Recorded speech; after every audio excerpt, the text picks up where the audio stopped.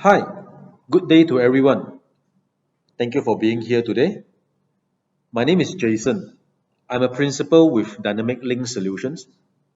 We are a Malaysia-based technology consulting company. Today, I want to talk about something that almost every organization believes they have solved, but in reality have not. From compliance to cyber resilience, and more importantly, how GRC can become a business enabler, not just a compliance function. Let me start with this statement. Many organizations today are compliant, but they are not secure. Companies that pass ISO audits, cleared regulatory assessments, had very thick policy documents, and yet they still suffered breaches. Because compliance does not equal resilience, and this is the shift we need to make.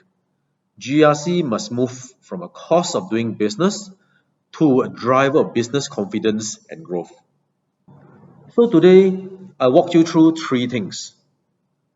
First, why traditional GRC is no longer enough.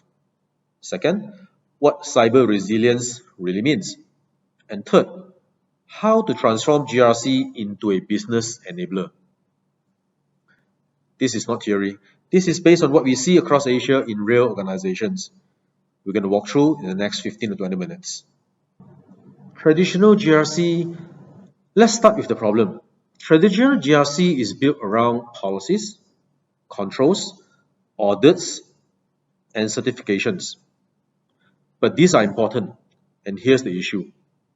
They are static, while threats are dynamic. Attackers evolve daily, but controls are typically reviewed once a year, once a quarter. That gap is where breaches can happen. First major gap, checklist mentality. Many organizations ask, do we have a policy? Do we have a control? Did we pass the last audit? But no one asks, does this actually stop an attacker? Attackers don't care about your documentation, they don't care about your audits, your policies, and your controls in place. They exploit weaknesses in execution. So having a control in place is not the same as having an effective control that can be executed and operationalized. The second gap, point in time assurance. Audits happen once a year or every few months, but attacks happen every single day, every single hour, and for certain industries, every single minute. So what you get is just a snapshot, not reality. Your environment changes constantly. You have your cloud environment, your users, applications, but your assurance does not. The third gap, disconnected from the business. GRC reports say high risk, medium risk, low risk informational, and so on and so forth. But leadership is thinking, will this impact revenue? Will this stop operations? Will this damage our brand? There is a translation gap between cyber risk and business impact. GRC traditionally has been slightly disconnected from the business, typically a checkbox exercise while the business go on to look at revenue streams and how operations can be further strengthened and so on and so forth. This results in a false sense of security. So what happens? Organizations become compliant on paper, yes, but vulnerable in reality. And that's why breaches still happen, even in certified environments. So what do we do? What do we do to move towards cyber resiliency? Cyber resilience is not just preventing attacks. It is the ability to withstand, detect, respond, and recover. These are the four key points of resiliency. It is about being ready, not just being compliant. This is the key mindset shift from are we compliant as an organization for our regulators to are we ready for a real attack that comes in tomorrow? Because attacks will happen. It's not a matter of if, it's a matter of when. The question is how prepared you are as an organization, as the compliance officer, as the CISO, as the CTO, and as the CEO. Across Asia, we see real examples. A manufacturing company with ISO certification, ransomware stopped production for 5 days. Financial services firm, they passed all the audit that they needed to pass, but no real incident response capability. So for this particular incident, they encountered a ransomware attack. But because they did not have any real incident response playbook or capability, they were unable to respond and recover as fast as they possibly can. The third example, a tech company with strong policies but no visibility into actual threats. So this tech company, they have a lot of intellectual IPs, but because they have no visibility of how threats can actually come in from different directions, they had their database of IPs stolen. The issue is not compliance, but it is a lack of operational readiness. The moral of the story is no matter how compliant and how many checkboxes you fill, you must make sure that operationally and being able to execute a proper incident response capability is very important. Resilience requires three capabilities. First, threat awareness. Who is targeting you? How they operate? What do they want? These are not generic threats. These are relevant threats that you as an organization must be aware of. Second, operational validation.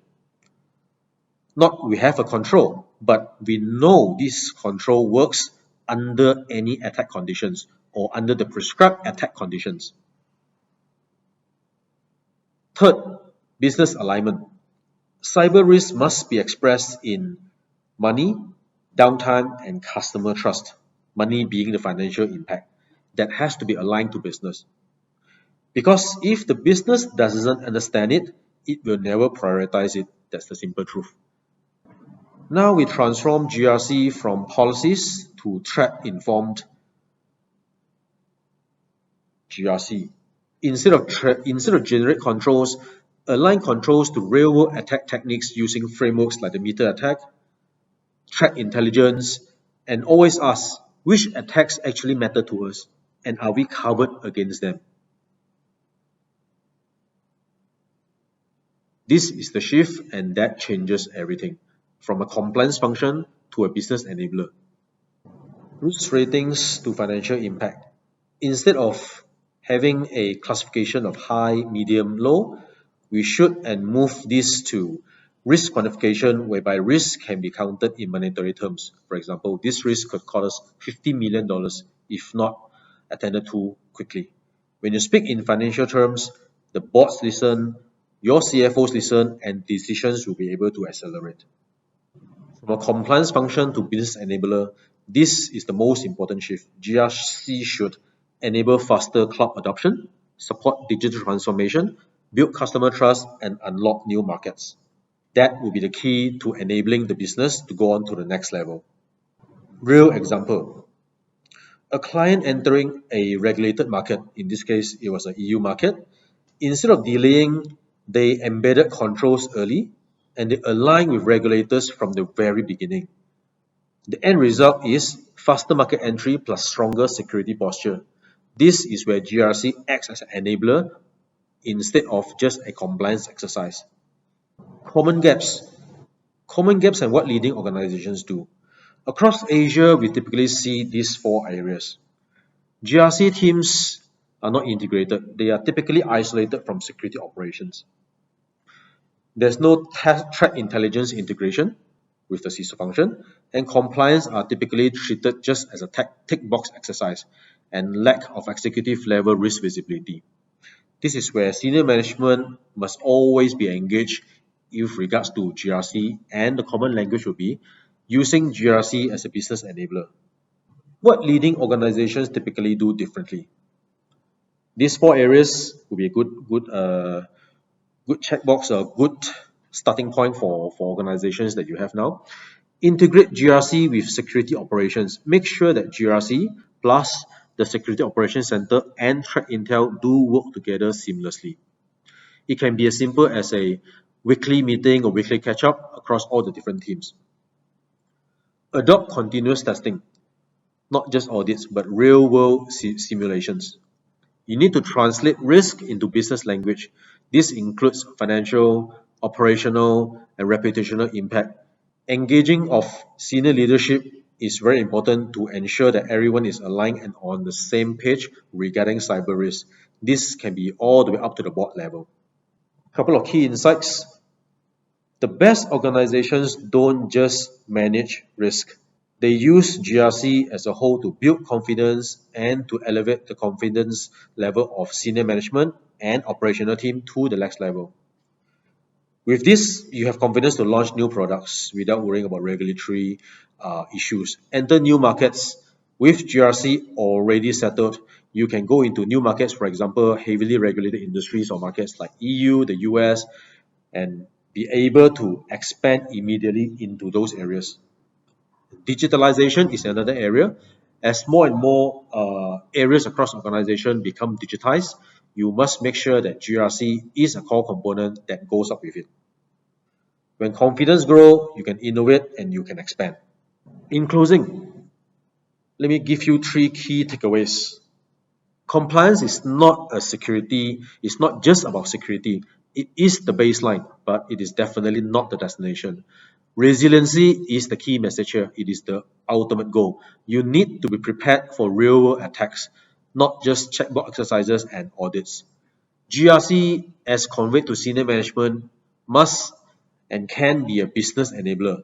When done right, it builds trust across organization, in your industry, enables growth, for example, going to new market, existing market, and it definitely drives better decisions as the organization move on to the next level.